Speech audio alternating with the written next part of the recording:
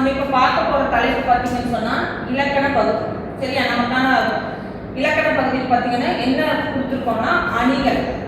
இதுக்கு முன்னாடி நீங்கள் படிச்சிருப்பீங்க, ஸ்கூல் லெவலில் படிக்கிறப்போ இந்த அணி இலக்கணம் நீங்கள் படிச்சிருப்பீங்க.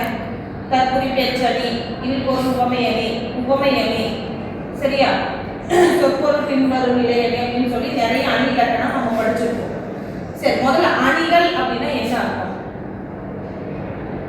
நம்ம போடுற அணிகள் நம்மளை எக்ஸ்ட்ரா அழகுபடுத்துற ஒரு விஷயம் இல்லை. இப்போ நம்ம நார்மலாக இருக்கோம், சரியா? இது நம்ம போட்டுக்கிற அந்த ட்ரெஸ்ஸை விட எக்ஸ்ட்ரா நம்மளை அழகுபடுத்துற விஷயம் அப்படின்னு நம்ம சொல்கிறோம். இந்த மேக்கப் பண்ணிக்கிறோம் அப்படிங்கிறதால என்னது, நம்ம போட்டுக்கிற நகை அலங்காரம் தான் என்னது, அணிகள் தான் என்னது, நம்மளை எக்ஸ்ட்ரா அழகுபடுத்துற ஒரு விஷயம்.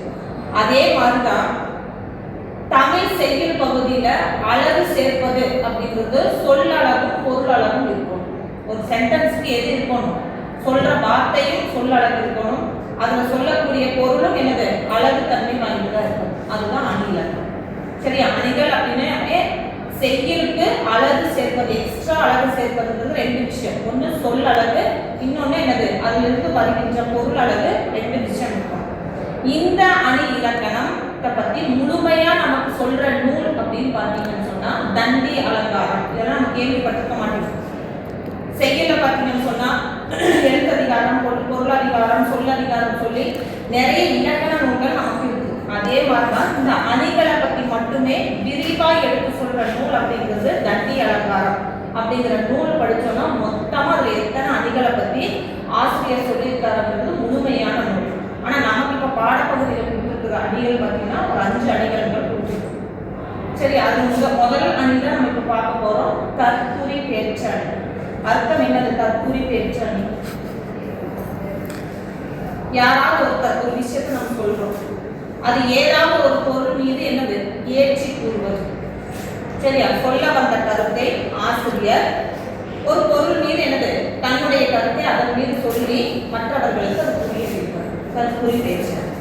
இந்த தற்குறி பேச்சு அணி அப்படிங்கிறது நமக்கு பாடப்பகுதியோடு இருக்கிற செய்யுள் பகுதியோடு இருக்கிற ஒரு விஷயத்தை தான் நம்ம எடுத்துக்காட்ட விஷயம். சரி, இது இயல்பா நடக்கிற விஷயம். இன்னொன்று வேணுமே சொல்றது கிடையாது, முன்கூட்டியே சொல்லி அதை சொல்ல வைக்கிறதும் கிடையாது. இயல்பா நடக்கிற விஷயத்த நம்ம பார்க்கிறோம். நமக்கு இப்போ ஏதாவது ஒரு மனசுக்குள்ள ஒரு சங்கடம் இருக்கும், அது ஏதாவது ஒரு அசம்பாவிதம் நடந்துச்சுன்னு சொன்னா நம்ம என்ன வாய் வார்த்தை சொல்லுவோம், ஏற்கனவே எனக்கு என்னது ஏதோ மனசுக்குள்ள பட்டது, மற்ற நாள் விட அது ஏதோ ஒரு விஷயம் மனசுக்குள்ள பட்டது, ஏதோ நடக்க போகுதுங்கிற ஒரு அசம்பாவிதம் நடக்க போகுதுன்னு தெரிஞ்சுது. நம்ம அதை அப்போ கண்டுக்க மாட்டோம். ஆனால் மனசுக்குள்ள ஒரு நெருடல் இருந்திருக்கும், மட்டும் அதை நம்ம அப்போ நினைச்சிட்டு பார்த்தோம். ஆனால் அந்த அசம்பாவிதம் நடந்து முடிஞ்சதுக்கு அப்புறம் என்ன சொல்லுவோம், எனக்கு ஏதோ முன்கூட்டியே ஒரு விஷயம் தோணுச்சு, ஆனால் அதை நான் கண்டுக்கல, இப்போ பார்த்தா அது நிஜங்கிற மாதிரி தோணிடுச்சு அப்படின்னு. அப்போ அது இயல்பாக நடக்கிற விஷயம். சரியா? யாரும் சொல்லி வச்சோ செய்யறதோ கிடையாது, முன்கூட்டியே சொல்லி வச்சு இயல்பாக நடக்கிற ஒரு விஷயத்தை நம்ம மனசுக்குள்ள அதை எப்படி சொல்றோம், ஏன் இது நடக்குது புரிஞ்சுதா? இப்போ நம்ம பெரிய புராணத்தில் அன்னைக்கு நம்ம பார்த்தோம் இல்லையா, ஒரு வர்ற வழியில சில ரத்த காயங்கள்லாம் அவருக்கு ஏற்பட்டது. அப்போ அவருடைய மனசுக்குள்ள என்ன தோணுச்சு, சிவபெருமானுக்கு என்ன ஆக போகுதோ அப்படின்னு தோன்றுன மாதிரி எனக்கு முன் சகுனமே அவருக்கு வந்து பார்க்குறப்ப என்ன ஆயிடுச்சு, அதே மாதிரி கண்ணில் ரத்தம் வழிந்தது. அது மாதிரிதான் ஒரு விஷயத்தை தான் சொல்ல வந்த கருத்தை இயல்பாக நடக்கிற ஒரு விஷயத்து மேலே ஏற்றி சொல்வது தான் எனது தற்குறி பேச்சு.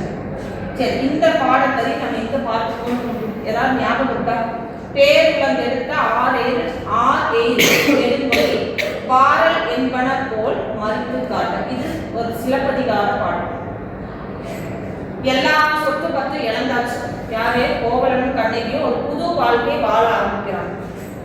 அவன் மனம் திருந்தி தான் செய்த தவறை எல்லாம் மறந்து மன்னித்து அவன் என்ன பண்றான், புது வாழ்க்கையை ஆரம்பிக்கிறான். மறுபடியும் எங்க வரான், கண்ணகியை தேடி வரான். அந்த இடத்துல இருக்க எல்லா சொந்த பந்தமும் அவன் செய்த தவறை மறுபடியும் என்ன சொல்லி சொல்லி காமிச்சிட்டே இருப்பான். சரி, அப்ப அதெல்லாம் மறக்கணுங்கிறதுக்காக அவங்க என்னன்னா ஒண்ணும் கிடையாது, சொத்து பார்த்து எதுவுமே கிடையாது. அப்ப அவங்க அந்த ஊரை விட்டு வெளியில போறாங்க.